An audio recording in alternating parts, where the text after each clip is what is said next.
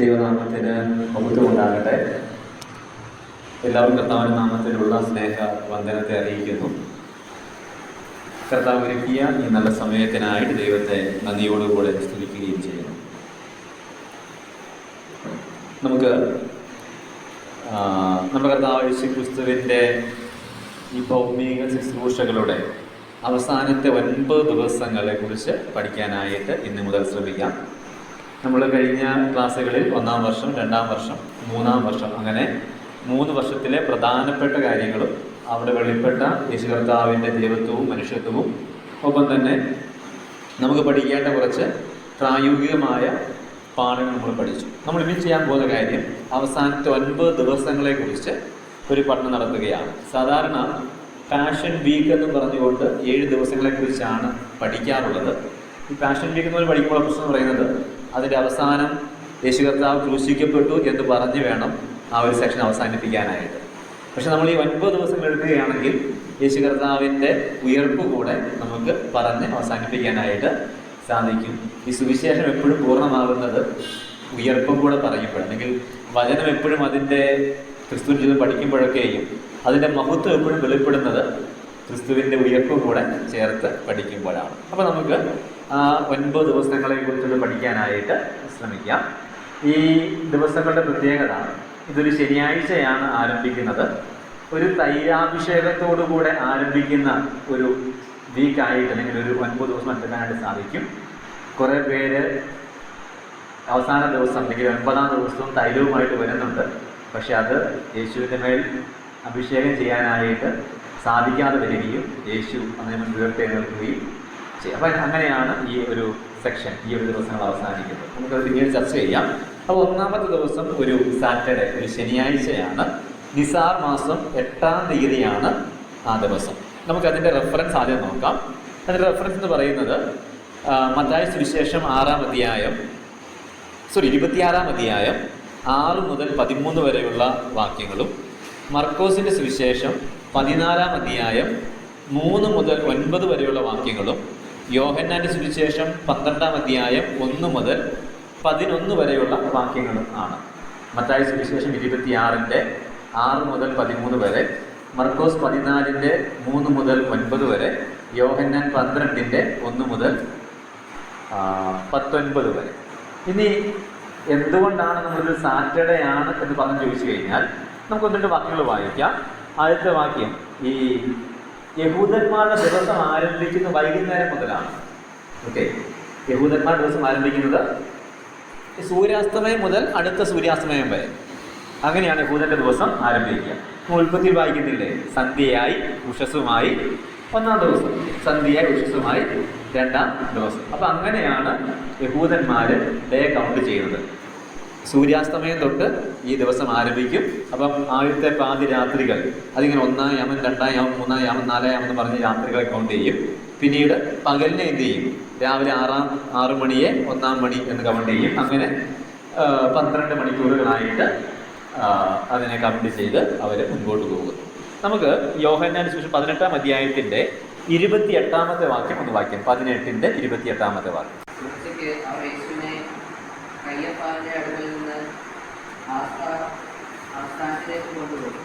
കയ്യാഫാവിൻ്റെ അടുക്കൽ നിന്ന്, കയ്യാഫാവ് അവിടുത്തെ മഹാപുരോഹിതനാണ്, കയ്യാഫാവിൻ്റെ അടുക്കൽ നിന്ന് പീലാത്തോസിൻ്റെ അടുക്കലേക്ക് കൊണ്ടുപോകുന്നു. അവിടുത്തെ പ്രത്യേകത എന്താണ്?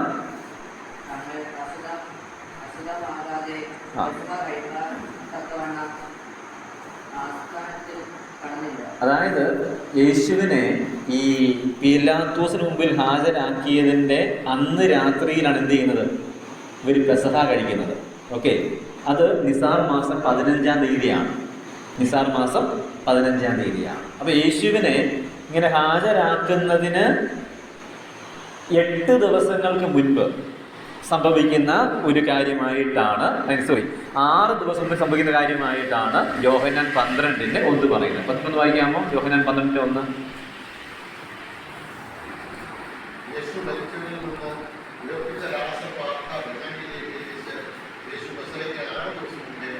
നോക്കിയേ, അപ്പം ഈ പെസഹ എന്ന് പറയുന്നത് നിസാർ മാസം 15-ാം തീയതിയാണ്.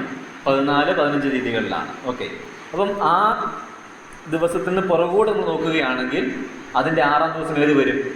നിസാർ മാസം 8-ാം തീയതി വരും. അതൊരു ശനിയാഴ്ച ആണ്. ഓക്കെ, അപ്പോൾ ഒരു ശനിയാഴ്ച കൊണ്ടാണ് ഈ ദിവസം ആരംഭിക്കുന്നത്. 2 പ്രധാനപ്പെട്ട കാര്യങ്ങളാണ് നടക്കുന്നത്. ഒന്ന്, ബഥാനിയിൽ ഒരു വിരുന്ന് നടക്കുന്നു. ആ വിരുന്നിൽ യേശുവിൻ്റെ അത്ഭുതത്തിൽ, അല്ലെങ്കിൽ യേശു ലാസറിനെ ഉയർപ്പിച്ചതുകൊണ്ട് അതിൻ്റെ നന്ദി സൂചകമായിട്ട് ഒരു വിരുന്ന് കഴിക്കുകയാണ്. ആ വിരുന്നിൽ ഈ ലാസറിൻ്റെ സഹോദരിയായ മാർത്ത ശുശ്രൂഷിക്കുന്നു. മറിയ യേശുവിനെ തൈലം കൊണ്ട് അഭിഷേകം ചെയ്യുന്നു. അപ്പം ഒന്നാമത്തെ സംഭവം ബഥാനിയിലെ ഒരു അത്താഴം, അതാണ് ശനിയാഴ്ചയിലെ ഒരു പ്രധാനപ്പെട്ട സംഭവം. രണ്ടാമത്തെ സംഭവം, ഈ യഹൂദന്മാരായ ആളുകൾ യേശുവിനെയും ലാസറിനെയും കൊല്ലാൻ വേണ്ടി തീരുമാനിക്കുന്നു. ഓക്കെ, യഹൂദന്മാർ എന്ത് ചെയ്യുന്നു? യേശുവിനെയും കൊല്ലണം, ലാസറിനെയും കൊല്ലണം എന്ന്. നമുക്കൊരു ഭാഗമൊന്ന് വായിച്ചിട്ട് അതിൻ്റെ വിശദീകരണം ഞാൻ പറയാം. 12-ാം അധ്യായം എടുക്കുക. യോഹന്നാൻ 12-ാം അധ്യായം 1 മുതൽ 8 വരെയുള്ള വാക്യങ്ങൾ. യോഹന്നാൻ 12-ന്റെ 1 മുതൽ 8 വരെ.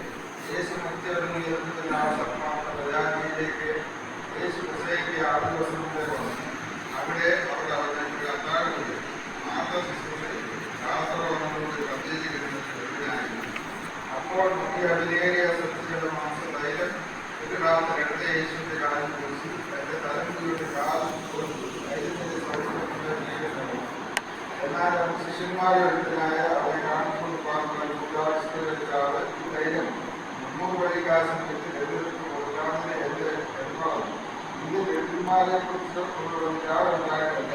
അവർ കള്ളനാകുന്നു അനുസരിച്ച് പക്കൽ ആകെയാണ്. അതിനിട്ടത് എടുത്തു പറഞ്ഞു. യേശുവോ അവരെ കരുതുക, എന്റെ സൗഹൃദക്കാരുടെ ദിവസത്തിനായി അവരുടെ സൂക്ഷിച്ചു എന്നിരിക്കട്ടെ. വ്യക്തിരുന്നാണ് എല്ലായ്പ്പോഴും അതൊക്കെ ഞാൻ എല്ലായ്പ്പോഴും അപ്പോൾ ഇതാണ് ആദ്യത്തെ സംഭവം. യേശുവിനെ എന്ത് ചെയ്യുന്നു? തൈലം കൊണ്ട് അഭിഷേകം ചെയ്യുന്നു. ഇവിടെ നമുക്കൊരു കോൺട്രവേഴ്സി, അല്ലെങ്കിൽ ഒരു അല്പം വിരോധമായി തോന്നുന്ന ഒരു സാഹചര്യമുണ്ട്. അതെന്താണെന്ന് ചോദിച്ചു കഴിഞ്ഞാൽ, മത്തായി സുവിശേഷം 26-7 വായിക്കാം. മത്തായി 26-7. മത്തായി 26-7.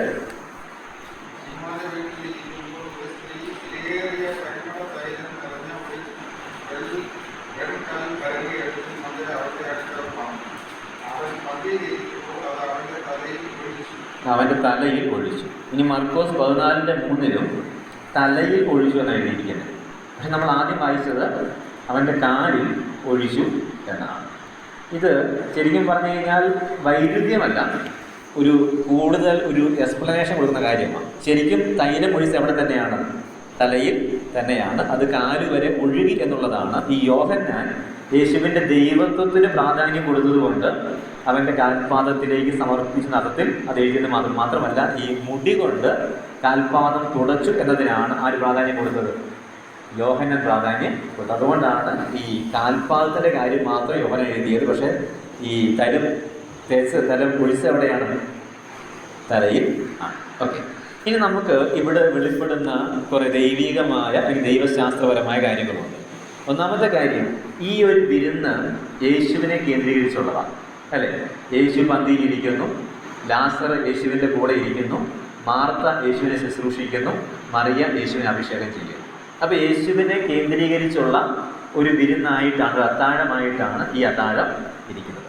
രണ്ടാമത്തെ കാര്യം, ആരാധന ചിലവുള്ളതാണ് എന്ന് ഈ കാര്യം നമ്മെ പഠിപ്പിക്കുക. കാരണം 300 വെള്ളിക്കാശിൽ അധികം വില വരുന്ന സ്വച്ഛ ജഡമാംസി തൈലമാണ് യേശുവിൻ്റെ തലയിൽ ആരൊഴിച്ചത്? മറിയ ഒഴിക്കുന്നത്. അപ്പോൾ ഈ 300 വെള്ളിക്കാശ് എന്ന് പറയുമ്പോൾ അത് ഒരു ദിവസം ഒരു വെള്ളിക്കാശാണ് കൂലി. അപ്പോൾ അങ്ങനെയാണെങ്കിൽ 300 ദിവസത്തെ കൂലിയാണ് ഇതിനു വേണ്ടി ഉപയോഗിക്കപ്പെട്ടത്. അപ്പോൾ ഇങ്ങനെ പറയാൻ വേണമെങ്കിൽ ഒരു വർഷത്തെ വരുമാനം കൊണ്ടാണ് എന്ത് ചെയ്യുന്നത്? ഈ മറിയ യേശുവിനെ, ഒരു ദിവസത്തെ കൂലിയാണ് ഒരു വെള്ളിക്കാശ്. നമ്മളത് ഉമ്മയിൽ വായിക്കുന്നുണ്ടല്ലോ. ഒരു വെള്ളിക്കാശിന് പറഞ്ഞെത്തു, തോട്ടത്തിലേക്ക് എന്ത് ചെയ്തു? ആൾക്കാരെ ചേർത്തു. അപ്പം ഒരു ദിവസത്തെ കൂലിയാണ് ഒരു വെള്ളിക്കാശെങ്കിൽ ഒരു വർഷം നേടാൻ കഴിയുന്ന ഒരു തുകയാണ്, ഒരു സാധാരണക്കാരന് നേടാൻ കഴിയുന്ന തുകയാണ് 300 വെള്ളിക്കാശ്. അപ്പം അത്രയും അതിലേറെ പണം മുടക്കിയിട്ടാണ് എന്ത് ചെയ്യുന്നത്? ദൈവത്തെ ആരാധന. അപ്പം ആരാധനയുടെ ഒരു പിന്നിൽ ഒരു ചിലവുണ്ട് എന്നുള്ള ഒരു കാര്യം വ്യക്തമാവുകയാണ്. ഇപ്പം ദാവീദ് രാജാവ് പറയുന്നുണ്ട്, ഒരു ചെലവും കൂടാൻ ഞാൻ ചെയ്തിട്ടില്ല ദൈവത്തെ ആരാധിക്കത്തില്ല എന്ന് പറയുന്നില്ല. അപ്പോൾ ചെലവ് ചെയ്ത് ദൈവത്തെ ആരാധിക്കണം എന്നുള്ള ആശയം നമുക്കിവിടുന്ന് വ്യക്തമാവുകയാണ്.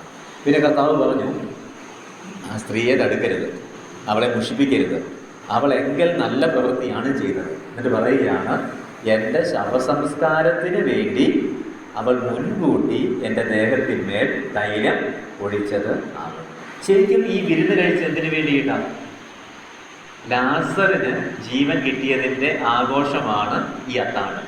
ഇപ്പം ജീവൻ കിട്ടിയതിൻ്റെ ആഘോഷത്തിലും മരണത്തിൻ്റെ ഒരു നിഴൽ യേശു കർത്താവ് സൂക്ഷിക്കുകയാണ്, അല്ലെങ്കിൽ യേശു കർത്താവ് വ്യക്തമാക്കുകയാണ്, പ്രകടമാക്കുകയാണ്. ജീവന്റെ ആഘോഷമാണ്, ജീവൻ കിട്ടിയതിൻ്റെ ആഘോഷമാണ്. ജീവൻ കിട്ടിയതിൻ്റെ ആഘോഷത്തിലും മരണത്തിൻ്റെ ഒരു നിഴൽ ഉണ്ട്. ഞാൻ കഴിഞ്ഞ പ്രാവശ്യം പറഞ്ഞതാണ്, യേശുക്രിസ്തുവിന്റെ ജീവിതം മുഴുവനായി പരിശോധിച്ചാൽ ജനനം മുതൽ ഒരു മരണത്തിന് നിഴലുണ്ടായിരുന്നു. കാരണം എന്താ?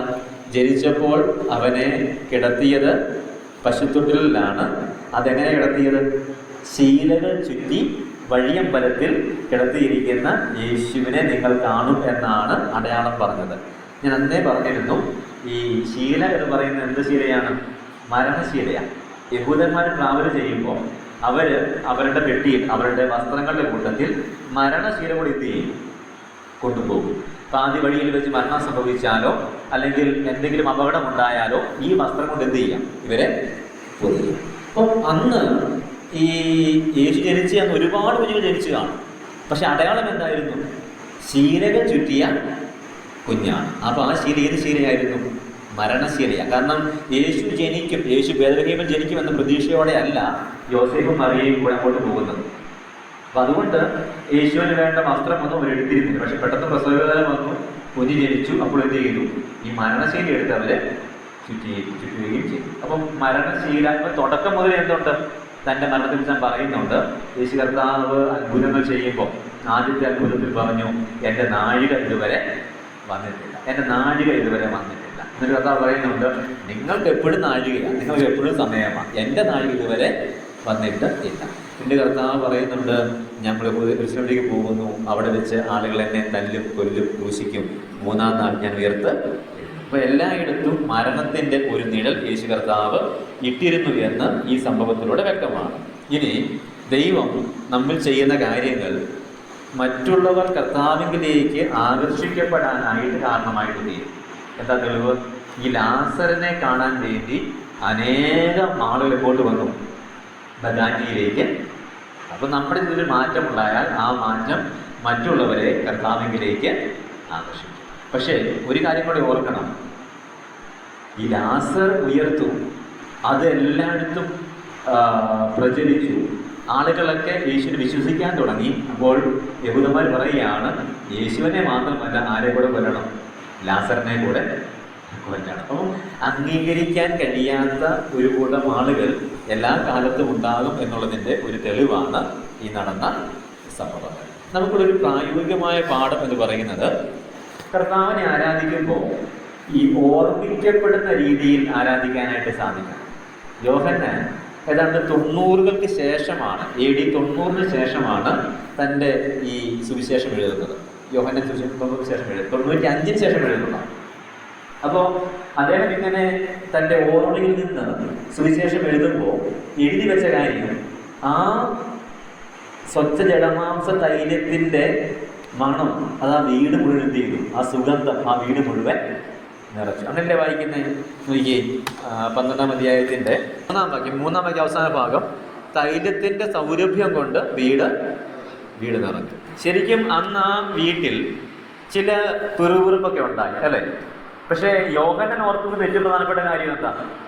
ആ തൈലത്തിൻ്റെ സൗരഭ്യം കൊണ്ട് ആ വീട് നിറഞ്ഞു. നമ്മൾ ഈ ഒരുങ്ങി കർത്താവിനെ ആരാധിക്കുമ്പോഴാണ് അതിൻ്റെ സൗരഭ്യം കൊണ്ട് ആൾക്കാരുടെ മനസ്സ് നിറയുന്നത്.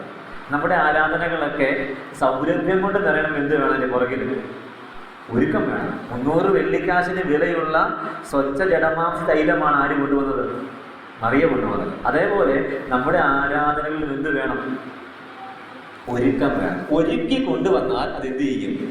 ഓർമ്മിക്കപ്പെടും. നമ്മൾ പലപ്പോഴും കർത്താവിനെ ആരാധിക്കുന്നത് ഇവിടെ വന്ന ശേഷം വരുന്ന വാക്കുകൾ സ്വമേധയാ പറയുകയാണ്, അല്ലെങ്കിൽ ഇവിടെ വന്ന ശേഷം വേഗത്തിൽ ഒരു ഭാഗം കണ്ടെത്തി അവിടെ നിന്ന് പ്രബോധനം പറയുകയാണ്, അല്ലെങ്കിൽ സങ്കീർത്തനം വായിക്കുകയാണ്, അല്ലെങ്കിൽ ഒരു പ്രസംഗം അന്നേരം തപ്പി കണ്ടുപിടിച്ച് ചെയ്യുകയാണ്. ഞാൻ കഴിഞ്ഞ പ്രാവശ്യം പറഞ്ഞതുപോലെ റിസർവ് ബാങ്കിൽ നോട്ടടിക്കുന്നത് പോലെ പ്രസംഗിക്കാനും പ്രബോധനം പറയാനും പ്രാർത്ഥിക്കാനും ഒക്കെ സാധിക്കണം. അതിനു വേണ്ടിയിട്ട് വേണം പിന്നിലൊരു ഒരുക്കം വേണം. നമ്മൾ ഒരുക്കത്തോടെ എന്തെല്ലാം അർപ്പിച്ചാലും അതെല്ലാം ആളുകൾ ഓർമ്മിക്കും എന്നുള്ളതാണ് ഈ ഭാഗം നമ്മെ പഠിപ്പിക്കുന്ന കാര്യം. പിന്നെ നമ്മൾ കണ്ടതുപോലെ ഒരുക്കത്തോടെ ആരാധിക്കുക, ഒപ്പം തന്നെ വില കൊടുത്ത് ആരാധിക്കുക. ഓക്കെ, ഇനി നമുക്ക് മനസ്സിലാക്കാൻ ഇത് രണ്ടാമത്തെ ദിവസം 9-ാം തീയതി, നിസാർ മാസം 9-ാം തീയതി, അത് സൺഡേ ആണ്.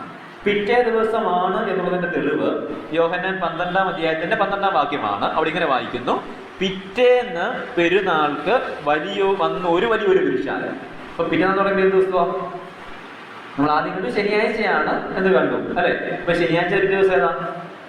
ഞായറാഴ്ച. അപ്പം രണ്ടാം ദിവസം അല്ലെങ്കിൽ നിസാർ മാസം 9-ാമത്തെ തീയതി അന്ന് നടക്കുന്ന പ്രധാന സംഭവങ്ങൾ എന്ന് പറയുന്നത് നമ്മൾ മത്തായി 21-ന്റെ 1 മുതൽ 3 വരെ വായിക്കാം. മത്തായി 21-ന്റെ 1 മുതൽ 3 വരെ.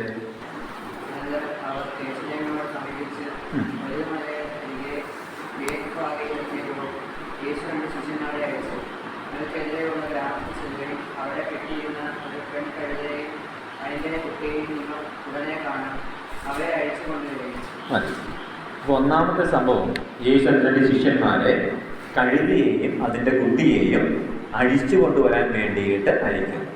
അവർ ചെന്ന് രണ്ടാമത്തെ കാര്യം എന്താ? ഈ കഴുതയും കുട്ടിയെയും കൂടെ കൊണ്ടുവരുന്നു. കഴുതക്കുട്ടിയുടെ പുറത്ത് യേശു യെരൂശലേമിലേക്ക് പ്രവേശിക്കുന്നു. ഓക്കെ, അപ്പോൾ ഒന്നാമത്തെ സംഭവം 2 ശിഷ്യന്മാരെ കഴുതയ്ക്കും കുട്ടിക്കും വേണ്ടി അങ്ങോട്ട് അയക്കുന്നു, അവരുടെ എതിരെയുള്ള ഗ്രാമത്തിലേക്ക് അയക്കുന്നു. രണ്ടാമത്തെ പ്രധാന സംഭവം, യേശു ഈ കഴുതക്കുട്ടിയുടെ പുറത്ത് യെരൂശലേമിലേക്ക് തൻ്റെ വിജയപ്രവേശനം നടത്തുകയാണ്. അതിൻ്റെ വാക്യങ്ങൾ മത്തായി 12-ന്റെ 7 മുതൽ 9 വരെ. മത്തായി 12-ന്റെ 7 മുതൽ 9 വരെ.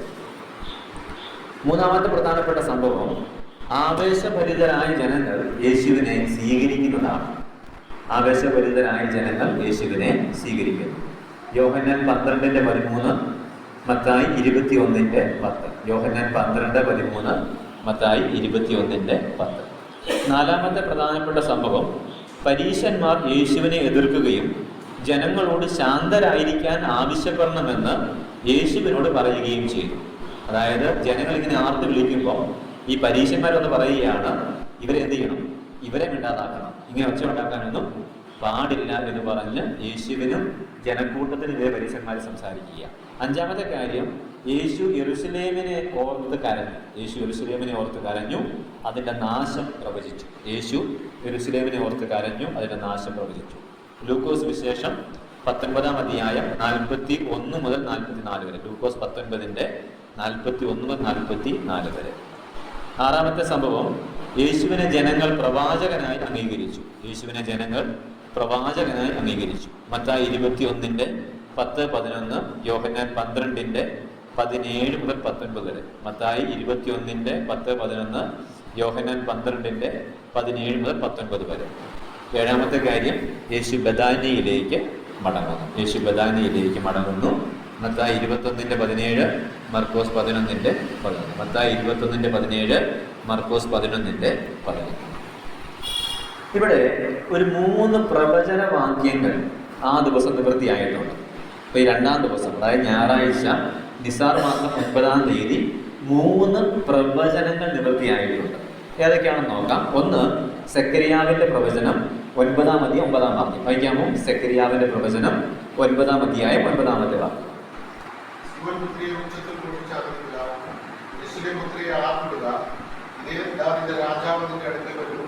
അവൻ നീതിമാനും ദേശാലും താഴ്മയുള്ളവരുമായി കഴുതപ്പുറത്തും പെൺകഴുതയായ ചെറുകഴുതപ്പുറത്തും കയറി. യേശു കർത്താവ് ഒരു കഴുതക്കുട്ടിയുടെ പുറത്ത് യെരൂശലേമിലേക്ക് വരും എന്നുള്ള പ്രവചനം സെക്കരിയാവ് പണ്ടേ നടത്തിയിരുന്നു. അപ്പൊ ആ പ്രവചനം അന്ന് ആ ഞായറാഴ്ച ആ പ്രവചനം നിവൃത്തിയായി. രണ്ടാമത്തെ പ്രവചനം സങ്കീർത്തനങ്ങൾ 118-ന്റെ 25-26. സങ്കീർത്തനങ്ങൾ 118-ന്റെ 25-26.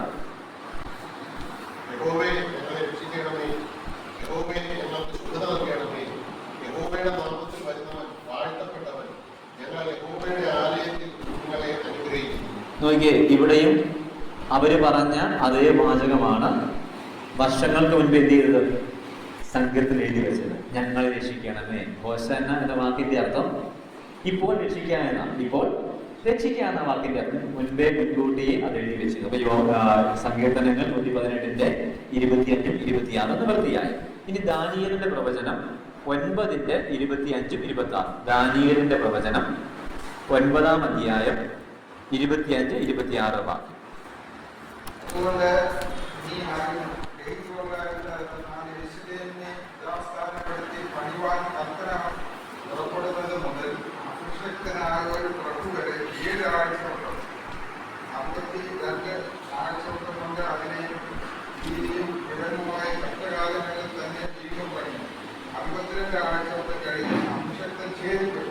മതി. ഇവിടെ ഒരു അഭിഷിക്തന്റെ കാര്യം പറയുന്നുണ്ട്. ഈ ദാനിയേൽ യിരെമ്യാവിന്റെ പുസ്തകം വായിച്ചപ്പം 70 വർഷമാണ് പ്രവാസം എന്ന് മനസ്സിലാക്കി. അപ്പൊ ദൈവത്തോട് ദൈവമേ 70 വർഷം കംപ്ലീറ്റ് ആയി, ഞങ്ങൾക്ക് എന്ത് ചെയ്യണം? ഞങ്ങളെ മടക്കി യെരൂശലേമിലേക്ക് അയക്കണം എന്ന് ദാനിയേൽ ബാബിലോണിലിരുന്ന് പ്രാർത്ഥിക്കുകയാണ്. ആ പ്രാർത്ഥനയ്ക്ക് ഉത്തരമായിട്ട് ദൈവം വേറൊരു വെളിപ്പാട് കൊടുത്തു. അതാണ് 70 വീക്സ് ഓഫ് ദാനിയേൽ. ദാനിയേലിന്റെ 70 ആഴ്ചവട്ടം. ഈ ദാനിയേലിന്റെ 70 ആഴ്ചവട്ടത്തിൽ ഒരു പ്രധാന സംഭവം അഭിഷിക്തന്റെ ക്രൂശുമരണമാണ്. അഭിഷിക്തൻ ഛേദിക്കപ്പെടുന്ന കാര്യമാണ്. ഈ അഭിഷിക്തന്റെ പ്രവേശനത്തോടു കൂടെയാണ് എന്ത് ചെയ്യുന്നത്? ഈ ഒരു കാര്യത്തിന്റെ നിവൃത്തി ഉണ്ടാകുന്നത്. അങ്ങനെയാണെങ്കിൽ ദാനിയേലിന്റെ പുസ്തകം 9-25-26 പറയുന്ന അഭിഷിക്തൻ യെരൂശലേമിൽ പ്രവേശിക്കുന്ന കാര്യം എന്ത് ചെയ്യുകയാണ്? ഇവിടെ നിവൃത്തിയാവുകയാണ്. ഓക്കെ, അപ്പൊ സീയോൻ പുത്രി നിന്റെ രാജാവ് വരുന്നു എന്ന പ്രവചനം നിവൃത്തിയായി. ഞങ്ങളെ രക്ഷിക്കാൻ നമ്മുടെ ജനത്തിന്റെ പ്രാർത്ഥന നിവൃത്തിയായി. അഭിഷിക്തൻ വരും എന്നുള്ള കാര്യവും നിവൃത്തിയായി. അങ്ങനെ 3 പ്രവചനങ്ങൾ ആ ഞായറാഴ്ച നിവൃത്തിയാകുവാൻ ഇടയായിട്ട് തീർന്നു. ഇവിടെ വെളിപ്പെടുന്ന ദൈവശാസ്ത്രപരമായ കാര്യങ്ങളുണ്ട്. ഒന്നാമത്തെ കാര്യം യേശുവിന്റെ രാജ്യത്വമാണ്. യേശുവിന്റെ ഇപ്പൊ നിങ്ങൾ വായിച്ചു കേട്ട വാക്യം, സീയോൻ പുത്രി നിന്റെ രാജാവ് കഴുതയുടെ പുറത്ത് സൗമ്യനായി എന്ത് ചെയ്യുന്നു എഴുതിയിട്ടുണ്ട്. ഇസ്രായേലിന്റെ രാജാക്കന്മാരെ സാധാരണ കഴുതയുടെ പുറത്താണ് എന്ത് ചെയ്യുന്നത്? ഇങ്ങനെ പരസ്യമായി ശലോമോൻ രാജാവായപ്പോൾ കഴുതക്കുട്ടിയുടെ പുറത്താണ് എന്ത് ചെയ്തത്? കഴുതയുടെ പുറത്താണ് അവനെ വിദേശം ചുറ്റി ഇവൻ രാജാവാണ് എന്ന് പറഞ്ഞത്. അപ്പൊ അതേപോലെ യേശു എന്ത് ചെയ്തു? യേശു രാജാവാണ് എന്ന് കഴുതക്കുട്ടിയുടെ പുറത്ത് പ്രവചന നിവൃത്തിയായി യെരൂശലേമിന്റെ വീതികളിലൂടെ നടന്നപ്പോൾ യേശു രാജാവാണ് എന്ന് തെളിയിച്ചു. ഈ മത്തായി സുവിശേഷം എഴുതുമ്പോൾ തന്നെ യേശുവിനെ രാജാവായി തെളിയിക്കാൻ വേണ്ടി എഴുതപ്പെട്ട പുസ്തകമാണ് അല്ലെ? അവൻ രാജാവാണ്, രാജാവായി പിറന്നവൻ എവിടെ എന്ന ചോദ്യം പോലും അതിനകത്ത് ഉണ്ട്. ഓക്കെ, അപ്പൊ യേശുവിന്റെ രാജ്യത്വം വെളിപ്പെടുന്നു. രണ്ടാമത്തെ കാര്യം, ദൈവത്തിന്റെ കരുതൽ അവിടെ വെളിപ്പെടുന്നുണ്ട് ആ ദിവസം. കാരണം ഒരു കഴുതയും അതിന്റെ കുട്ടിയും, ഇന്ന് വരെ കേറിയിട്ടില്ലാത്ത ഒരു കഴുതക്കുട്ടി, ആ കാര്യം ദൈവത്തിന്റെ കരുതൽ വെളിപ്പെടുക. പിന്നീട് ലൂക്കോസ് 19-41 44 വായിക്കാമോ? 41-44 വരെ.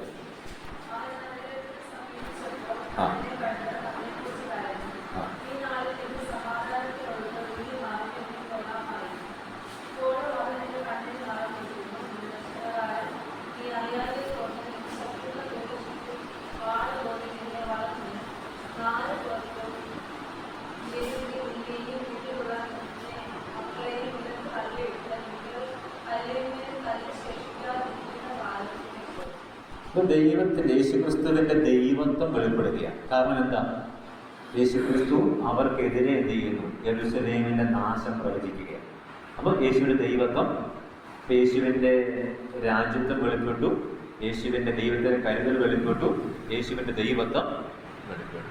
പിന്നെ നമ്മൾ കണ്ടതുപോലെ ദൈവത്തിന്റെ വചനം അവിടെ നിവൃത്തിയായി. വചനത്തിന്റെ നിസ്തുല്യതയും വെളിപ്പെട്ടു. വചനത്തിന്റെ നിസ്തുല്യത, വചനം കുറെ വർഷം മുൻപ് പറഞ്ഞ കാര്യങ്ങൾ അത് അങ്ങനെ തന്നെ നിറവേറി. അപ്പോൾ സെക്കരിയാവിലൂടെ പറഞ്ഞതും സങ്കീർത്തനക്കാരനിലൂടെ പറഞ്ഞതും ദാനിയേലിലൂടെ പറഞ്ഞതും ആരായിരുന്നു? ദൈവം തന്നെ ആണ്. ദൈവം പറഞ്ഞ വാചകങ്ങൾ നിവൃത്തിയായി. ദൈവത്തിന്റെ വചനം നിവൃത്തിയാകും എന്നുള്ള, ദൈവത്തിന്റെ നിസ്തുല്യമാണ് എന്നുള്ള കാര്യം അന്ന് വെളിപ്പെടുവാനായിട്ട് ഇടയായിട്ട് നമ്മൾ പഠിക്കേണ്ട പ്രായോഗിക പാഠം. ഈ കഴുതയ്ക്ക് വേണ്ടി ശിഷ്യന്മാരെ അയക്കുമ്പോൾ യേശു പറഞ്ഞു, ആരെങ്കിലും നിങ്ങളോട് വല്ലതും ചോദിച്ചാൽ കർത്താവിന് ഇതിനെ കൊണ്ട് ആവശ്യമുണ്ട് എന്ന് പറയുക, അപ്പോൾ അതിനെ വിട്ടയക്കും. അപ്പോൾ കഴുതയെ കെട്ടി വളർത്തുകയാണ്. ഈ കെട്ടി വളർത്തുന്ന കഴുതയെ അഴിക്കാൻ വേണ്ടി രണ്ടുപേര് വരുന്നു. രണ്ടുപേര് അഴിക്കുമ്പോൾ ഒരാൾ ചോദിക്കുകയാണ്, എന്ത് പരിപാടി, എന്തിനഴിക്കുന്നത്? ഉത്തരം, കർത്താവിന് ഇതിനെ കൊണ്ട് ആവശ്യമുണ്ട്. ആ ക്ഷണത്തിൽ ആ മനുഷ്യൻ ആ കഴുതയെ എന്ത് ചെയ്തു? വിട്ടയച്ചു. കഴുതയെ വിട്ടയച്ചു. അപ്പോൾ കർത്താവിന് ആവശ്യമുണ്ട് എന്ന് അറിയുക എന്നുള്ളതാണ് നമ്മൾ പഠിക്കേണ്ട ഒന്നാമത്തെ പാഠം. കർത്താവിന് ആവശ്യം. രണ്ടാമത്തെ പാഠം, ഈ ആളുകളെല്ലാം കർത്താവിന് മുമ്പിൽ ആരാധിക്കുക. കർത്താവിനെ ഈ കുരുത്തോലകൾ അല്ലെങ്കിൽ മരത്തിൻ്റെ ചില്ലകൾ വെട്ടിയിട്ട് വസ്ത്രം മുൻപിൽ വിരിച്ചു കൊടുത്ത് യേശുവിനെ എന്ത് ചെയ്യുക? യേശുവിനെ ആരാധിക്കുകയാണ്. മൂന്നാമത്തെ ഒരു പാഠം, നമ്മൾ കർത്താവിന് വേണ്ടി വിട്ടുകൊടുക്കാൻ മനസ്സുള്ളവരായി മാറുക എന്നുള്ളതാണ്. കർത്താവിന് വേണ്ടി വിട്ടുകൊടുക്കാൻ മനസ്സുള്ളവരായിട്ട് മാറുക. അപ്പോൾ ഇതാണ് ഞായറാഴ്ചയിൽ നടന്ന സംഭവങ്ങൾ. അവിടെ പ്രധാനമായി പഠിക്കേണ്ട കാര്യം യേശുവിൻ്റെ രാജ്യത്വം, ദൈവത്തിൻ്റെ കരുതൽ, യേശുവിൻ്റെ ദൈവത്വം, വചനത്തിൻ്റെ നിസ്തുല്യത. ഇത്രയും കാര്യം അത് നടക്കുന്നുണ്ട്. കർത്താവിന് ആവശ്യമുണ്ടെന്നറിയുക, കർത്താവിനെ ആരാധിക്കുന്നവരാകുക, കർത്താവിന് വേണ്ടി വിട്ടുകൊടുക്കാനായിട്ട് തയ്യാറാകുക. ഇനി ഒരു കാര്യം കൂടെ പറയാനുണ്ട്. ഈ പരീശന്മാരും അത് പറഞ്ഞു, ഇവരെന്ത് ചെയ്യണം? ഇവരെ മിണ്ടാതാക്കണം. ഇവരെ മിണ്ടാതാക്കണം എന്ന് പറഞ്ഞപ്പോൾ യേശു എന്താ പറഞ്ഞ മറുപടി? എന്താ ഒന്ന് വായിച്ചേ. ലൂക്കോസ് സുവിശേഷം 19:39-40. ലൂക്കോസ് 19:39-40.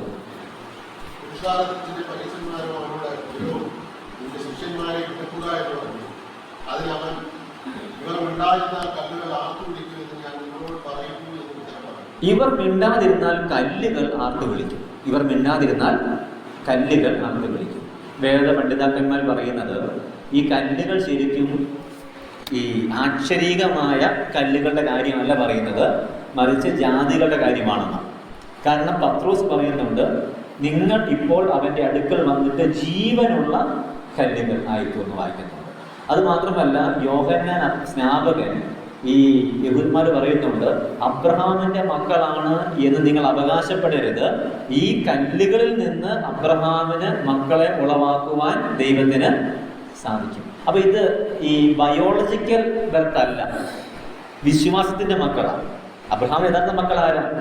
വിശ്വാസത്തിന്റെ മക്കൾ. അപ്പൊ കല്ലുകളിൽ നിന്ന് അബ്രഹാമിനെ മക്കൾ ഉണ്ടാക്കാൻ കഴിയുമെന്ന് പറയുമ്പോൾ ആക്ഷരികമായ കല്ലിനെ മനുഷ്യനാക്കാൻ പറ്റുമെന്നല്ല, മറിച്ച് യഹൂദന്മാര് കല്ലുകൾ പോലെ കാണുന്ന ജാതികളെ വിശ്വാസത്തിലുള്ള മക്കളാക്കി മാറ്റാൻ ആരെ കൊണ്ട് കഴിയും?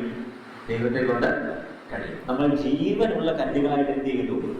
മാറ്റപ്പെടും. അപ്പോൾ ഈ കല്ലുകൾ ആർത്ത് വിളിക്കും എന്നുള്ളത് ഏതാശയമാണ്? ജാതികൾ ദൈവത്തെ ആരാധിക്കാൻ തയ്യാറാകും. യഹൂദന്മാർ ദൈവത്തെ ആരാധിക്കുന്നില്ലെങ്കിൽ, യഹൂദന്മാർ ദൈവത്തെ സ്തുതിക്കുന്നില്ലെങ്കിൽ, യഹൂദന്മാർ യേശുവിന് മഹത്വം കൊടുക്കുന്നില്ലെങ്കിൽ കല്ലുകളായ ജാതികൾ യേശുവിന് മഹത്വം കൊടുക്കും. അങ്ങനെ ആശയം കൂടെ അവിടെ വ്യക്തമാണ്. ഓക്കെ, ഇനി മൂന്നാമത്തെ ദിവസം തിങ്കളാഴ്ച, നിസാൻ മാസം 10-ാം തീയതി. നിസാൻ മാസം 10-ാം തീയതി. മാർക്കോസ് 11:11-12. അത് തിങ്കളാഴ്ചയാണ് എന്നുള്ളതിന്റെ തെളിവ്. മാർക്കോസ് 11:11-12.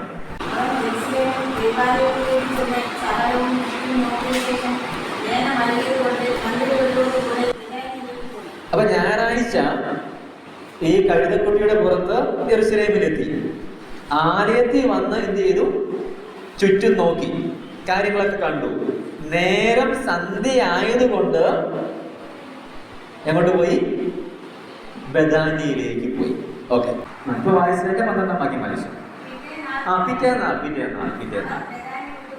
ബഥാനി വിട്ട് പോരുമ്പോൾ. ഓക്കെ, ഇപ്പൊ ക്ലിയർ ആയ? നിസാൻ മാസം 9-ാം തീയതി, അതായത് ഞായറാഴ്ച, യേശു കഴുതക്കുട്ടിയുടെ പുറത്ത് യെരൂശലേമിലേക്ക് വരുന്നു. അവിടെ പള്ളിയിൽ ചെന്ന് കാര്യങ്ങളെല്ലാം കാണുന്നു. അവിടെ വ്യാപാരം നടക്കുന്നുണ്ട്, അതെല്ലാം കാണുന്നു. സന്ധ്യ ആയതുകൊണ്ട് യേശു ഒന്നും ചെയ്യാതെ എന്ത് ചെയ്യുന്നു? ബഥാനിയിലേക്ക് പോകുന്നു. പിറ്റേ ദിവസം ബഥാനിയിൽ എന്ത് ചെയ്യുന്നു? യേശു തിരിച്ച് യെരൂശലേമിലേക്ക് യാത്ര വരും. അപ്പം 3-ാമത്തെ ദിവസം തിങ്കളാഴ്ച, അത് നിസാൻ മാസം 10-ാം തീയതി. അന്നത്തെ പ്രധാന സംഭവങ്ങൾ: ഒന്ന്, യെരൂശലേമിലേക്ക് പോകുന്ന വഴിക്ക് ഒരു അത്തിയെ ശപിച്ചു. വാക്യങ്ങൾ മത്തായി 21:18-19, മത്തായി 21:18-19, മർക്കോസ് 11:12 മുതൽ 14 വരെ. മർക്കോസ് 11:12 മുതൽ 14 വരെ. രണ്ടാമത്തെ പ്രധാന സംഭവം യെരൂശലേം ദേവാലയം ശുദ്ധീകരിച്ചു. യെരൂശലേം ദേവാലയം ശുദ്ധീകരിച്ചു. മത്തായി 21:12-13 വാക്യം. മത്തായി 21:12-13 വാക്യം. ഇനി മർക്കോസ് 11:15-17 വരെ. മർക്കോസ് 11:15 മുതൽ 17 വരെ. ലൂക്കോസ് 19:45 മുതൽ 46 വരെ. ലൂക്കോസ് 19:45 മുതൽ 46 വരെ. മൂന്നാമത്തെ പ്രധാന സംഭവം ആലയത്തിൽ ജനങ്ങളെ പഠിപ്പിച്ചു, രോഗികളെ സൗഖ്യമാക്കി. യെരൂശലേം ദേവാലയത്തിൽ ജനങ്ങളെ പഠിപ്പിച്ചു, രോഗികളെ സൗഖ്യമാക്കി. മത്തായി 21:14 മുതൽ 16 വരെ. മത്തായി 21:14 മുതൽ 16 വരെ. കുഞ്ഞുങ്ങൾ ആർത്തു വിളിച്ചു. യെരൂശലേം ദേവാലയത്തിൽ കുഞ്ഞുങ്ങൾ ആർത്തു വിളിച്ചു. മത്തായി 21:14 മുതൽ 16 വരെ. മത്തായി 21:14 മുതൽ 16 വരെ. ബഥാന്യയിലേക്ക് മടങ്ങി. മർക്കോസ് 11 ബഥാന്യയിലേക്ക് മടങ്ങി.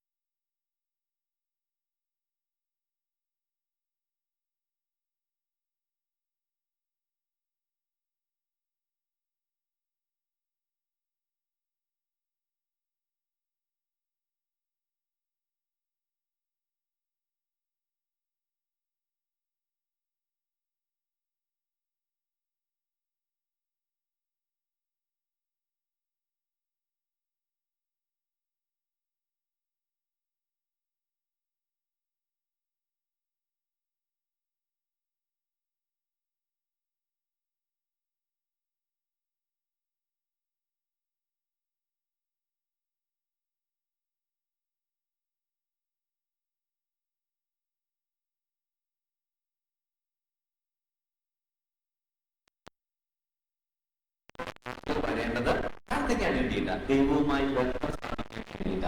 ഇവിടെ കച്ചവടങ്ങളോ ഇവിടെ വ്യാപാരങ്ങളോ ഇവിടെ ബിസിനസ്സോ ഒന്നും പാടില്ല എന്ന് പറഞ്ഞ് കർത്താവ് അവരെല്ലാം എന്ത് ചെയ്യുന്നു? പുറത്താണ്.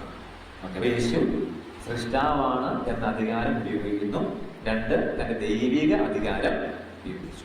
മൂന്നാമത്തെ കാര്യം, യേശു കർത്താവ് ഈ അത്തിയെ ശപിക്കുമ്പോൾ അല്ലെങ്കിൽ അത്തിയോട് പറയുമ്പോൾ നിന്നിൽ ഇനി മേലാൽ ഫലം കഴിക്കാതെ പോകട്ടെ, നിന്നിൽ ആരും ഫലം അനുഭവിക്കാതെ പോകട്ടെന്ന് പറയുമ്പോൾ ഇതൊരു ന്യായവിധിയുടെ ചിത്രം കൂടെയാണ്.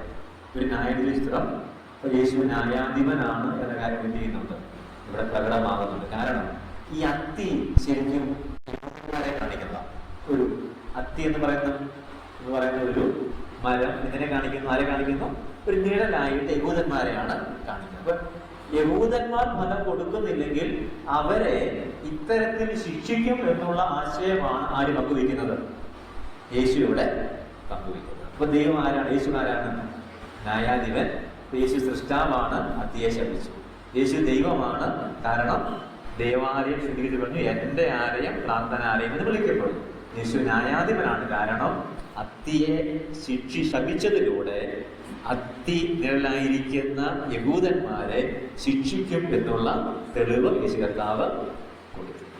ഓക്കെ, ഇനി നമുക്കുള്ള പ്രായോഗികമായ പാഠം ഫലമുള്ളവരാകുക എന്നുള്ളത്.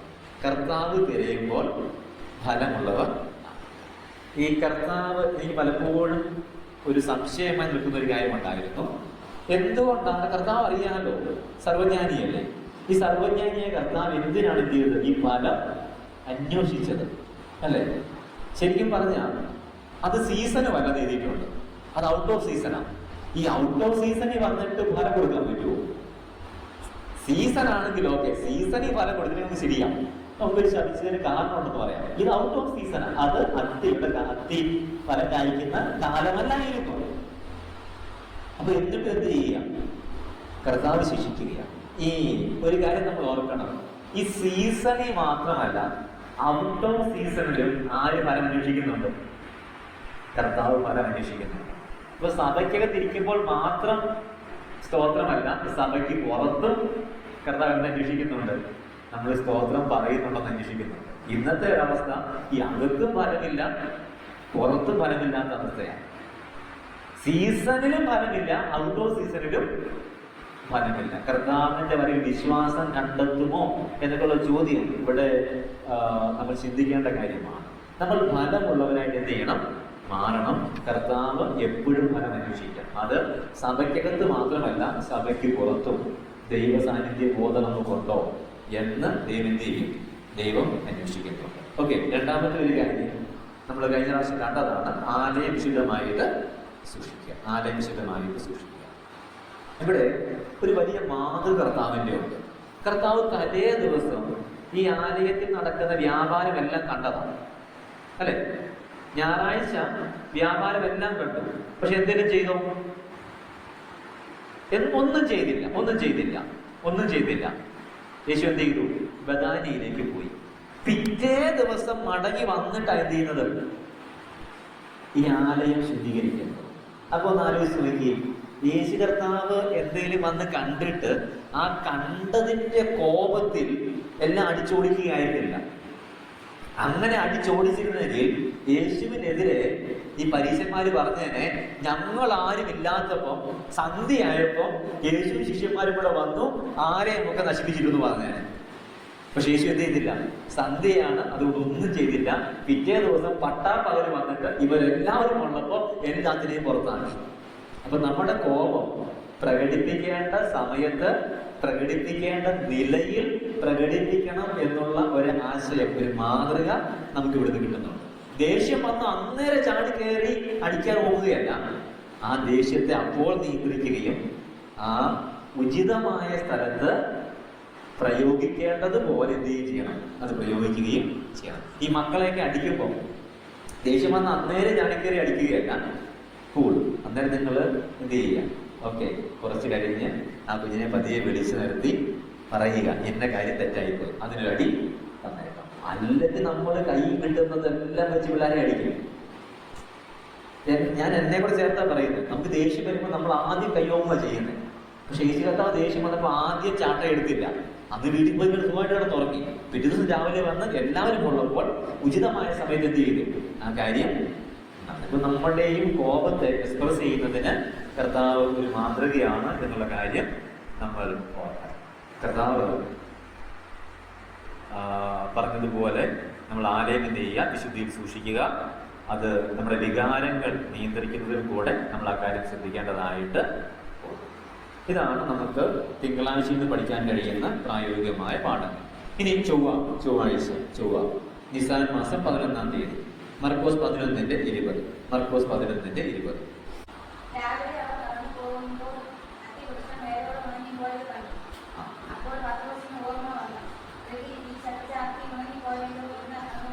അത് പിറ്റേ ദിവസമാണ് അത്തി ഉണങ്ങിപ്പോയ കാര്യം പറയുന്നതും അതിനുമായി ബന്ധപ്പെട്ട കാര്യങ്ങളൊക്കെ പിറ്റേ ദിവസമാണ്. ഓക്കെ, പിറ്റേ ദിവസം പറയുമ്പോൾ തിങ്കളുടെ പിറ്റേ ദിവസം ചൊവ്വ, നിസാൻ മാസം 11-ാം തീയതി. ഓക്കെ, അന്ന് നടന്ന പ്രധാന സംഭവങ്ങൾ: ഒന്ന്, ഉണങ്ങിയ അത്തിയെ ദൃഷ്ടാന്തമാക്കി യേശു ശിഷ്യന്മാരെ പഠിപ്പിച്ചു. ഉണങ്ങിയ അത്തിയെ ദൃഷ്ടാന്തമാക്കി യേശു ശിഷ്യന്മാരെ പഠിപ്പിച്ചു. മത്തായി 21:19 മുതൽ 22 വരെ, മത്തായി 21:19 മുതൽ 22 വരെ, മർക്കോസ് 11:20 മുതൽ 26 വരെ, മർക്കോസ് 11:20-26 വരെ.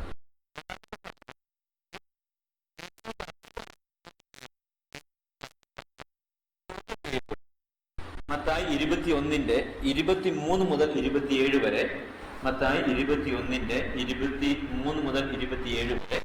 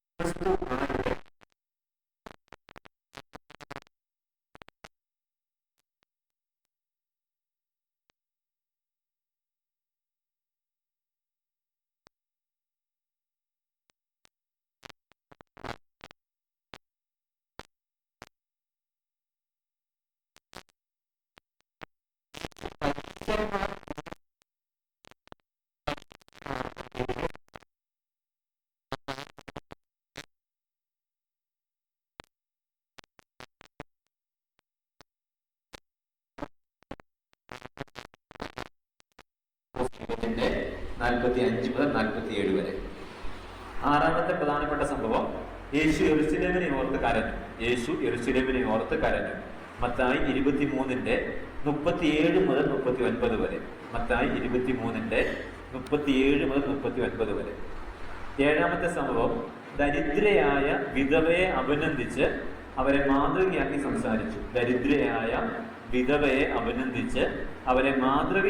സംസാരിച്ചു. മർക്കോസ് 12:41 മുതൽ 44 വരെ, മർക്കോസ് 12:41 മുതൽ 44 വരെ, ലൂക്കോസ് 21:1 മുതൽ 4 വരെ, ലൂക്കോസ് 21:1 മുതൽ 4 വരെ. എട്ടാമത്തെ കാര്യം, ഒലിവുമലയിൽ വെച്ച് പഠിപ്പിച്ചു. മത്തായി 24 മുതൽ 25 വരെ, മത്തായി 24 മുതൽ 25 വരെ, മർക്കോസ് 13-ാം അധ്യായം, ലൂക്കോസ് 21:5 മുതൽ 36 വരെ, ലൂക്കോസ് 21:5 മുതൽ 36 വരെ. അപ്പൊ ഈ 8 സംഭവങ്ങളാണ് പ്രധാനമായിട്ടും ഈ ദിവസം, അതായത് ചൊവ്വാഴ്ച നടന്നത്. ഓക്കെ, അവിടെ വെളിപ്പെട്ട ദൈവശാസ്ത്രപരമായ കാര്യം നോക്കുകയാണെങ്കിൽ ഇവിടെയും യേശുവിന്റെ അധികാരം വെളിപ്പെടുന്നുണ്ട്. യേശുവിന്റെ അധികാരം, ക്രിസ്തു ആരുടെ മകനാണെന്ന് ചോദിക്കുമ്പോൾ ദാവീദ് താൻ പറയുന്ന കാര്യമുണ്ട്, എൻ്റെ കർത്താവ് കർത്താവ് എൻ്റെ കർത്താവിനോട് ഞാൻ നിന്റെ ശത്രുക്കളെ നിന്റെ കാൽക്കീഴാക്കുവോളം എൻ്റെ വലതുഭാഗം തിരിക്കാം എന്ന് അരുളി ചെയ്യുന്നു. എന്നിട്ട് ചോദിക്കുകയാണ്, ഈ ദാവീദ് തന്റെ പുത്രനെ കർത്താവ് എന്ന് വിളിച്ചെങ്കിൽ അവൻ എങ്ങനെ പുത്രനാണ്? അവൻ എങ്ങനെ പുത്രൻ ആകും? എങ്ങനെ ക്രിസ്തുവിനെ ദാവീദിന്റെ പുത്രൻ എന്ന് വിളിക്കാനായിട്ട് പറ്റും? പക്ഷെ അതിന് ഉത്തരനായിട്ട് പറ്റിയില്ല. ദൈവൻ ആരെയും കൊണ്ടും യേശുവിന്റെ ദൈവത്തെ, യേശുവിന്റെ അധികാരം അവിടെ വെളിപ്പെട്ടു. രണ്ടാമത്തെ കാര്യം, യേശു യെരൂശലേമിനെ ഓർത്ത് കരയുമ്പോൾ കർത്താവിന്റെ ആർദ്രതയാണ്. എത്രയോ പ്രാവശ്യം നിങ്ങളെ ചേർക്കാൻ എനിക്ക് മനസ്സാണ്, നിങ്ങൾക്ക് ഇതുവരെ മനസ്സായി. കർത്താവിന്റെ ആർദ്രത വെളിപ്പെടുകയാണ്. ഇനി ഈ 2 കാശിട്ട വിധവ, അവൾ ഉപജീവനം മുഴുവനുമാണ് കർത്താവിന് കൊടുക്കുന്നത്. അപ്പോൾ ഈ കർത്താവ് വിശ്വസിക്കാൻ കൊള്ളാകുന്നവനാണ് എന്നുള്ള കാര്യങ്ങൾ എന്ത് ചെയ്യുകയാണ് അവിടെ വെളിപ്പെടുക. യേശുവിന്റെ ദൈവത്വം, യേശുവിന്റെ അധികാരം വെളിപ്പെട്ടു, യേശുവിന്റെ ആർദ്രത വെളിപ്പെട്ടു, യേശു വിശ്വസിക്കാൻ കൊള്ളാകുന്നവനാണ് എന്നുള്ള കാര്യം കൂടെ ആ ദിവസം വെളിപ്പെട്ടു. നമുക്കുള്ള പ്രായോഗികമായ പാഠം പറയുന്നത്, ഒന്ന്, നമ്മൾ വിശ്വാസമുള്ളവരായിരിക്കുക എന്നുള്ളത്. കാരണം യേശു കർത്താവിനോട് ശിഷ്യന്മാർ പറയുകയാണ്, നീ ഇന്നലെ ശപിച്ച അത്തി എന്ത് ചെയ്തു? ഉണങ്ങിപ്പോയി. യേശു കർത്താവിന്റെ മറുപടി എന്താ? മത്തായി 21:21. മത്തായി 21:21.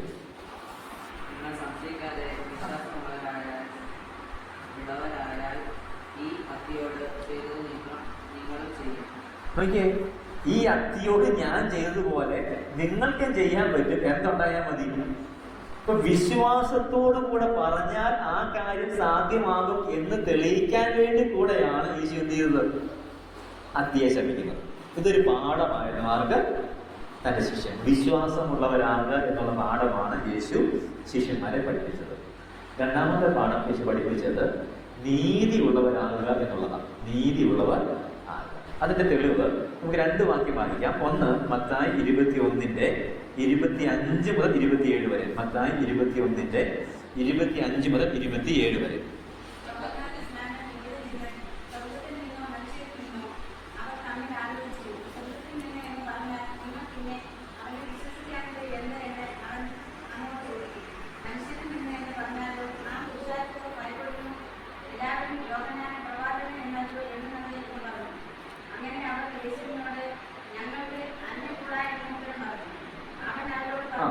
മതി, ഞങ്ങൾക്ക് അറിഞ്ഞുകൂടാ എന്ന് ഉത്തരം പറയും. ഇവിടെ നോക്കിയാൽ നമുക്ക് അറിയാൻ കഴിയുന്നൊരു കാര്യം, ഈ യേശു കർത്താവ് ചോദിക്കുകയാണ്, എന്താ ചോദിക്കുന്നത്? യോഹന്നാന്റെ സ്നാനം എവിടെ നിന്നു? അപ്പൊ ഇവർ ആലോചിച്ചു. എന്താ ആലോചിച്ചേ? ഇവര് പറയുകയാണ്, അതെ, നമ്മള് സ്വർഗത്തിൽ നിന്നാണെന്ന് പറഞ്ഞാൽ യേശു നിങ്ങളെല്ലാ സ്നാനപ്പെടാൻ ചെയ്യും. ഇനി അല്ല, മനുഷ്യരുടെ നിന്നാണ് പറഞ്ഞു കഴിഞ്ഞാൽ ഈ ആൾക്കാരിനോട് നമ്മൾ എന്ത് ചെയ്യും? നമ്മളെ കല്ലെറിഞ്ഞ് പോയി. അപ്പൊ എന്താ ന്യായം? ഒരു കാര്യം പറഞ്ഞു, ഞങ്ങൾക്ക് അറിഞ്ഞുകൂടാന്ന് പറഞ്ഞാൽ മതി. ശരിക്കും ഇവർക്ക് അറിയാം എവിടുന്നാണ്, സ്വർഗത്തിൽ നിന്നാണ് അറിയാം. പക്ഷെ എന്ത് ചെയ്തില്ല? ഇവരന്നത് അംഗീകരിച്ചില്ല. ഈ അന്ന് അംഗീകരിക്കാഞ്ഞത് കൊണ്ട് ഇന്ന് അവർക്ക് സ്റ്റാൻഡ് എടുക്കാൻ പറ്റിയില്ല. അതായത് അംഗീകരിക്കേണ്ട സമയത്ത് അംഗീകരിച്ചില്ലെങ്കിൽ കുറച്ച് കഴിയുമ്പോൾ, കാലം ഓരോ തെളിയിക്കുമ്പോൾ നമ്മൾ തലകുലിക്കേണ്ടതായിട്ടുണ്ട്. ഞാൻ പറഞ്ഞ ആശയം മനസ്സിലായോ? ഇന്നലകളിലെ പാപങ്ങൾ എപ്പോഴും നമുക്ക് ഇന്ന് നമ്മുടെ പ്രാഗൽഭ്യം നഷ്ടമാകും. ഇന്നലകളിലെ നമ്മുടെ പാപങ്ങൾ ഇന്നത്തെ പ്രാഗൽഭ്യം നഷ്ടമാകും. അതുകൊണ്ട് എന്ത് ചെയ്യണം? നമ്മൾ വീഴ്ച ചെയ്താൽ സൂക്ഷിക്കണം. പറ്റിപ്പോയ അബദ്ധങ്ങൾ, ഇന്നലെ ഞാൻ പറഞ്ഞ തെറ്റ് അല്ലെങ്കിൽ ഞാൻ അംഗീകരിക്കാതിരുന്നൊരു കാര്യം നാളെ എൻ്റെ പ്രാഗൽഭ്യം ഇല്ലാതാക്കുന്നത്. നെഹമ്യാവിന്റെ കാലത്ത് ഈ മതില് പണിയുമ്പോൾ ചില ആൾക്കാർ മാത്രം എന്ത് ചെയ്തില്ല? ഈ പണിയിൽ സഹകരിച്ചില്ല. അവരുടെ പേര് കൃത്യമായിട്ട് എഴുതി വെച്ചു. ഇന്ന ഗോത്രക്കാര്, ഇന്ന കുടുംബക്കാര് മതില് പണിക്ക് ഒന്നും ചെയ്തില്ല. അപ്പൊ അതിനുശേഷം ഈ പുസ്തകം വായിച്ച എല്ലാവരുടെയും മുൻപിൽ ഈ ഗോത്രക്കാർക്ക് എന്തില്ല, അല്ലെങ്കിൽ ഈ കുടുംബക്കാർക്ക് എന്തില്ല? പ്രാഗൽഭ്യമില്ല. പണ്ട് അങ്ങനെ ചെയ്തതല്ലേ എന്നിവർ ചോദിച്ചു. അപ്പൊ നമ്മൾ ഇന്ന് നമ്മുടെ ചില തെറ്റുകൾ ചെയ്താൽ, ചില കാര്യം അംഗീകരിക്കാതിരുന്നാൽ നാളെ നമ്മുടെ പ്രാഗൽഭ്യം നഷ്ടമായി പോകും. അതുകൊണ്ട് എന്ത് ചെയ്യുക? വചനത്തെ അങ്ങനെ തന്നെ അംഗീകരിക്കുക. അവരന്ന് ഈ യോഹന്നാനെ അംഗീകരിച്ചിരുന്നെങ്കിൽ അവർക്ക് ധൈര്യമായി പറയാൻ പറ്റുമായിരുന്നു, ദൈവത്തിൽ നിന്നാണ് ആ സ്നാനം. പക്ഷെ അന്ന് അംഗീകരിക്കാതെ പോയതുകൊണ്ട് ഇപ്പൊ ഞങ്ങൾക്ക് അറിയത്തില്ല എന്ന് പറഞ്ഞ് ഒഴിഞ്ഞു മാറേണ്ട ഒരു സാഹചര്യം. അപ്പൊ നീതിയുള്ളവരാകുക. രണ്ടാമത്തെ കാര്യം യേശു കർത്താവ് പറഞ്ഞു, കൈസർക്കുള്ളത് കൈസർക്കും ദൈവത്തിനുള്ളത് ദൈവത്തിന്. അപ്പൊ നമ്മളെ തന്നെ ദൈവത്തിന് കൊടുക്കുക എന്ന ആശയമാണ് അവർ. കാരണം കൈസർ തന്റെ നാണയത്തിൽ തന്റെ പേരും തന്റെ മുദ്രയും പതിക്കുന്നതിന്റെ അർത്ഥം എന്താണ്? ഇത് ദിസ് ബിലോങ് ടു സീസൺ, ഇത് കൈസർക്കുള്ളതാണ്. അങ്ങനെയാണെങ്കിൽ ദൈവം തന്റെ സ്വരൂപത്തിൽ തന്റെ സാദൃശ്യപ്രകാരം നമ്മെ നിർമ്മിച്ചപ്പോൾ അതിന്റെ അർത്ഥം എന്താണ്? നമ്മൾ ദൈവത്തിന് ഉള്ളവരാണ്. ദൈവത്തിന് നമ്മൾ നീതിയുള്ളവരായിരിക്കുക. ഇനി നമ്മൾ ദൈവത്തിന് കൊടുക്കുമ്പോൾ ഉദാരമായി കൊടുക്കുന്നവരാകുക. ഈ 2 കാശിട്ട വിധവ ദൈവത്തിൽ വിശ്വസിച്ച് തൻ്റെ തുക, തൻ്റെ ഉപജീവനം മുഴുവൻ ആർക്ക് കൊടുത്തു? ആ നാണയം മുഴുവൻ ഭണ്ഡാരത്തിനകത്ത് ഇട്ടു. ദൈവം പറയുന്നുണ്ട്, കർത്താവ് പറയുന്നുണ്ട്, സ്നേഹത്തോടെ സന്തോഷത്തോടെ, ചിയർഫുൾ ഗീവർ, സന്തോഷത്തോടെ കൊടുക്കണം എന്ന് വേദപുസ്തകം പഠിപ്പിക്കുന്നതുകൊണ്ട് നമ്മൾ ഉദാരമായി കൊടുക്കുന്നവരായിട്ട് മാറണം എന്നുള്ളതാണ് നമുക്ക് ലഭിക്കുന്ന പാഠം. ഇനി യേശു കർത്താവ് ഒലിവുമലയിലെ പ്രഭാഷണത്തിൽ അന്ത്യകാല അടയാളങ്ങളാണ് പറഞ്ഞത്. അപ്പൊ അവിടെ നിന്നുള്ള പ്രായോഗികമായ പാഠം നമ്മൾ കർത്താവിന് വേണ്ടി കാത്തിരിക്കുന്നവർ ആകുക എന്നുള്ളതാണ്.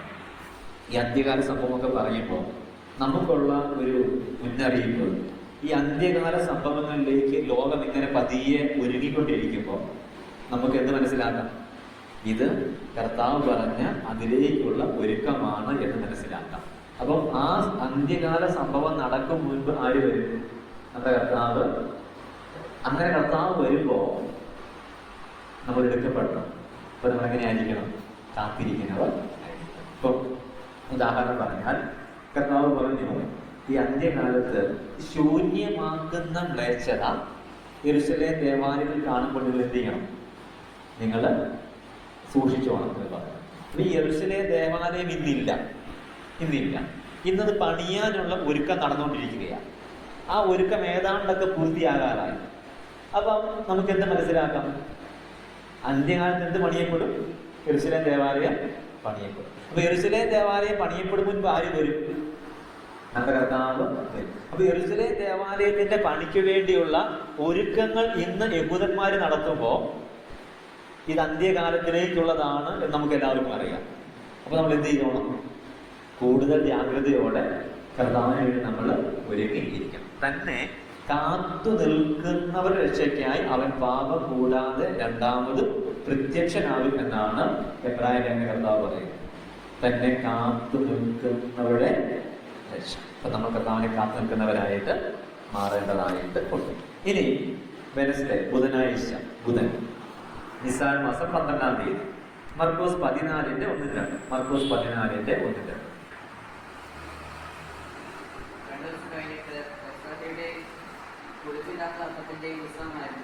അപ്പോൾ മഹാപുരോഹിതന്മാരും ശാസ്ത്രിമാരും അവനെ വയർ പിടിച്ചു കൊല്ലേണ്ടത് എങ്ങനെയെന്ന് അന്വേഷിച്ചു. മതി. പുളിപ്പില്ലാത്ത അപ്പത്തിന്റെ ഉത്സവം അത് ഈ പെസഹായിക്ക് മുൻപാണ്. അതുകൊണ്ട് ആ ദിവസം ബുധനാഴ്ചയാണ് എന്ന് മനസ്സിലാക്കാനായിട്ട് സാധിക്കും. ഓക്കെ. ഇനി അന്ന് 2 സംഭവം നടക്കുന്നുള്ളൂ. പ്രധാനപ്പെട്ട 2 കാര്യം നടക്കുന്നുള്ളൂ. യേശു അന്ന് ഒന്നും ചെയ്യുന്നില്ല. യേശു അന്ന് റെസ്റ്റ് എടുക്കുകയാണ്. ഓക്കെ.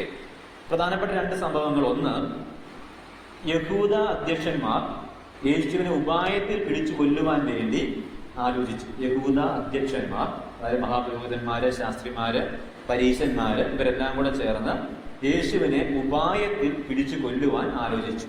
അത് ബുധനാഴ്ചയാണ്. നിസാൻ മാസം 12-ാം തീയതിയാണ്.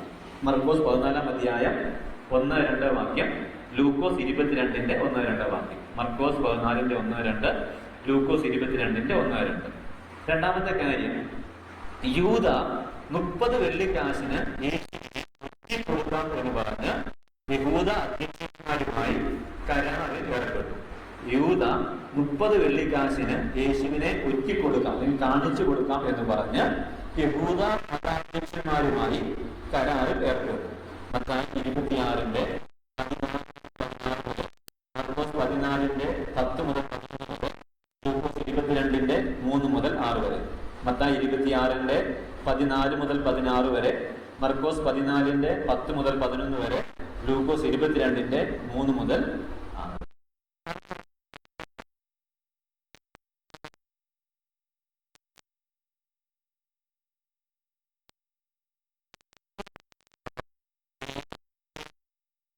മനുഷ്യരെ ദൈവത്തിനെതിരെ തിരിക്കുന്ന പൈശാചികമായ പ്രവൃത്തി എന്താണെന്ന് വെളിപ്പെട്ടു. ലൂക്കോസ് 22-ന്റെ 3-4. ലൂക്കോസ് 22-ന്റെ 3-4. എന്നാൽ ഇവരുടെ കൂട്ടത്തിൽ യൂദയിൽ സാത്താൻ കടന്നു. ഈസ്കര്യോത്തെ യൂദയിൽ സാത്താൻ കടന്നു. മനുഷ്യരെ എങ്ങനെയൊക്കെ അവൻ സ്വാധീനിക്കും എന്നുള്ളതിന്റെ ഒരു തെളിവാണ്.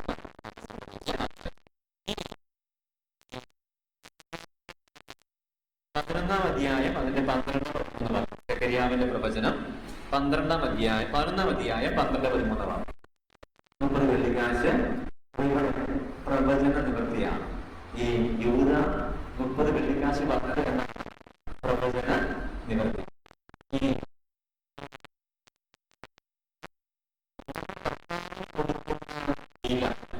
നമ്മുടെ മനോഭാവമായിട്ട് ബന്ധപ്പെട്ടിരിക്കും. ഓക്കെ, ഇപ്പൊ കർത്താവിനെ നമ്മൾ ആരാധിക്കുകയാണെങ്കിൽ, മറിയ കർത്താവിനെ ആരാധിച്ചപ്പോ 300 വെള്ളിക്കാശിന് വിലയുള്ള സ്വച്ഛ ജഡമാംസം എന്ത് ചെയ്തു? യേശുവിനെ 300 വെള്ളിക്കാശ്, ഒരു വർഷത്തെ അധ്വാനം യേശുവിനെ ഒറ്റിക്കൊടുക്കാൻ തയ്യാറായപ്പോ വെറും 30 വെള്ളിക്കാശിന് വേണ്ടി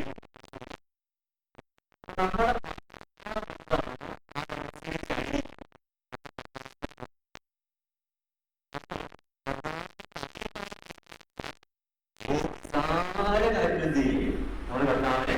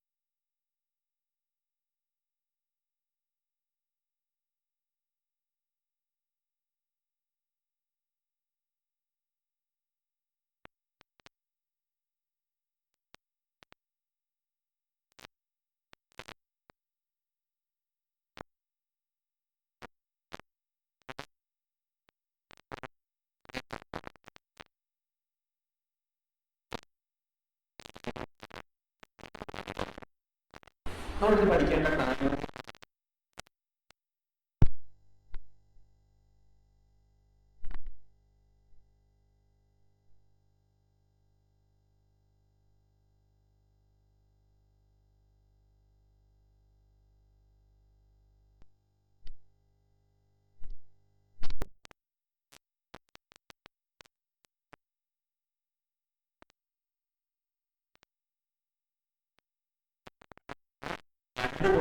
തീരുമാനിക്കുന്നത്.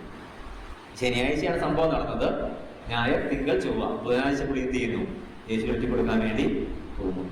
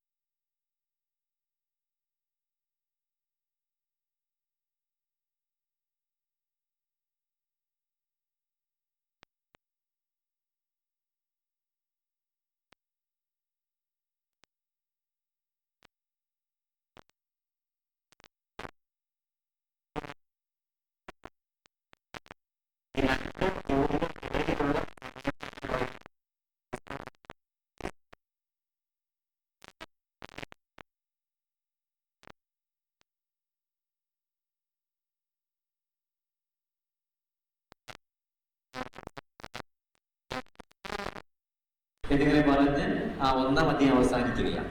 2-ാം അധ്യായം തുടങ്ങുന്നത് 6 ദിവസം കൊണ്ട് ദൈവം സകല സൃഷ്ടികൾ നടത്തി 7-ാം ദിവസം സ്വസ്ഥനായതുകൊണ്ട് ആ ദിവസത്തെ അനുഗ്രഹിച്ച് ശുദ്ധീകരിച്ചു. സർവശക്തനായ ദൈവം ഒരൊറ്റ സെക്കൻഡ് കൊണ്ട് എല്ലാത്തിനെയും ഉണ്ടാക്കുവാൻ കഴിയുമായിരുന്നിട്ടും 6 ദിവസങ്ങൾ അതിനുവേണ്ടി എടുത്തത് മനുഷ്യന് ഒരു മാതൃകയായിട്ടാണ്. എന്താ മാതൃക? 6 ദിവസം അധ്വാനിക്കുക, 1 ദിവസം വിശ്രമിക്കുക. 6 ദിവസം അധ്വാനിക്കുക, 1 ദിവസം വിശ്രമിക്കുക. ഇനി കർത്താവ് 10 കൽപ്പന കൊടുത്തപ്പോൾ എന്ത് പറഞ്ഞു? 4-ാമത്തെ കൽപ്പന ശബ്ബത്ത് നാളിനെ ശുദ്ധീകരിക്കാനായിട്ട് ഓർക്കാം. ദൈവം സൃഷ്ടിയിൽ 6 ദിവസം അധ്വാനിക്കുകയും 7-ാം ദിവസം സ്വസ്ഥമായിരിക്കുകയും ചെയ്തു. ആ ദിവസത്തെ അനുഗ്രഹിച്ചു. അതുകൊണ്ട് നിങ്ങൾ എന്ത് ചെയ്യണം? സ്വസ്ഥമായിട്ട്. അപ്പൊ സൃഷ്ടിയിലെ മാതൃക അധ്വാനത്തിനൊപ്പം എന്തുകൂടെ വേണം? വിശ്രമം കൂടെ വേണം. 10 കൽപ്പനയിലെ കൽപ്പനകളിൽ ഒന്ന് എന്ത് വേണം? വിശ്രമം. അധ്വാനത്തിനൊപ്പം എന്തും കൂടെ വേണം? വിശ്രമം കൂടെ വേണം. ഇനി ദൈവികമായ ജ്ഞാനം കിട്ടിയപ്പോൾ ശലോമോൻ ചെയ്ത കാര്യം 2 മാസം വീട് 1 മാസം ജോലി. 2 മാസം വീട് 1 മാസം ജോലി. വിശ്രമം അനിവാര്യമാണ് എന്ന കാര്യം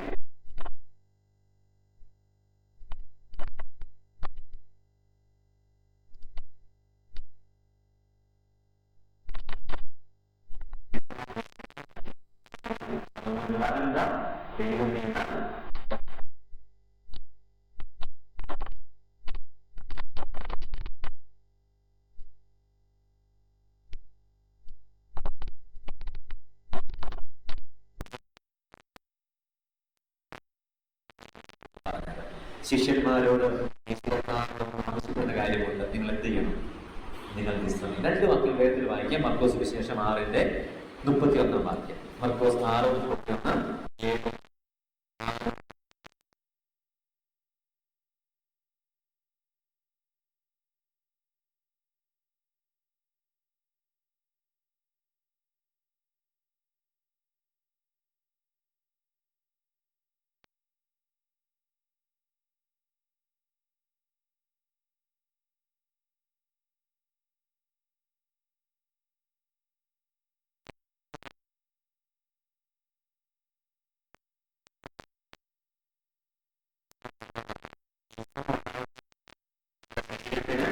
അതിൻ്റെതായ മെച്ചമുണ്ടാകുക.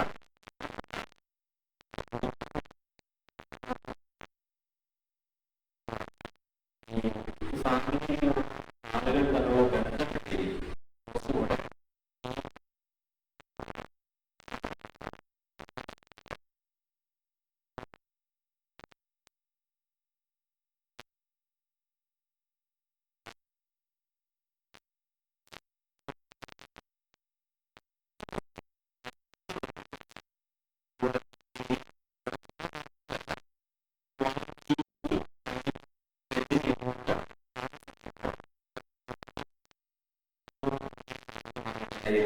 തീരും. അതുകൊണ്ട് നമ്മുടെ ശരീരത്തിന് വിശ്രമം ആവശ്യമാണ്. നമ്മുടെ ബന്ധങ്ങൾക്കും നമ്മുടെ സാന്നിധ്യം ആവശ്യമാണ്. അതുകൊണ്ടാണ് വിവേകത്തോടുകൂടെ മാത്രം നിങ്ങൾ പാർക്കണമെന്നും പരസ്പര സമ്മതത്തോടെ അല്ലാതെ വേർതിരിക്കാൻ പാടില്ല എന്നും കാര്യങ്ങൾ പറഞ്ഞത്. ദൈവത്തിന്റെ സമ്മതത്തോടെ അല്ല എന്ത് ചെയ്യാൻ പാടില്ല? വേർതിരിക്കാനായിട്ട്, പരസ്പര സമ്മതത്തോടല്ലാതെ വേർതിരിക്കാൻ പാടില്ല എന്ന് കൽപ്പനയുണ്ട്. ഇതൊക്കെ ദൈവം വെച്ചതിന്റെ കാരണം എന്ത് ചെയ്യാൻ വേണ്ടിയിട്ടാണ്? വിശ്രമിക്കാൻ വേണ്ടിയിട്ടാണ്. നീ നന്നാ താമസിച്ച് കിടക്കാൻ പോകുന്നതും അധികാരത്തെ എഴുന്നേൽക്കുന്നതും വൃഥാ പ്രയത്നമത്രേ, തന്റെ പ്രിയനോ അവനത് ഉറക്കത്തിൽ കൊടുക്കും. അപ്പൊ നമ്മൾ നമ്മുടെ ബന്ധങ്ങൾ നന്നായി സൂക്ഷിക്കാനും നമ്മുടെ ശരീരം നന്നായി സൂക്ഷിക്കാനും അനിവാര്യമായ റെസ്റ്റ് എടുക്കണം. ആഴ്ചയിൽ 6 ദിവസം അധ്വാനിക്കാവുള്ളൂ. 1 ദിവസം നിർബന്ധമായും വിശ്രമത്തിന് വേണ്ടി മാറ്റിവെച്ചിരിക്കണം. വിശ്രമിക്കാൻ 1 ദിവസം നമുക്കുണ്ടാകണം. അത് നമ്മുടെ കർത്താവ് കാണിക്കുന്ന ഒരു മാതൃകയാണ്. തൻ്റെ പാഷൻ വീക്കിൽ, തൻ്റെ അവസാനത്തെ ആഴ്ചയാണ്, പക്ഷെ അവസാനത്തെ ആഴ്ചയിലും 1 ദിവസം പ്രവർത്തനമില്ലാത്തതിന് വേണ്ടി താൻ മാറ്റിവെച്ചു. ഇത് നമുക്ക് എന്താണ്? ഒരു മാതൃക. അപ്പൊ നമുക്ക് ബാക്കി വ്യാഴം, വെള്ളി, ശനി, ഞായർ അടുത്ത ആഴ്ച ചിന്തിക്കാം. ദൈവം നമ്മെ സഹായിക്കുക.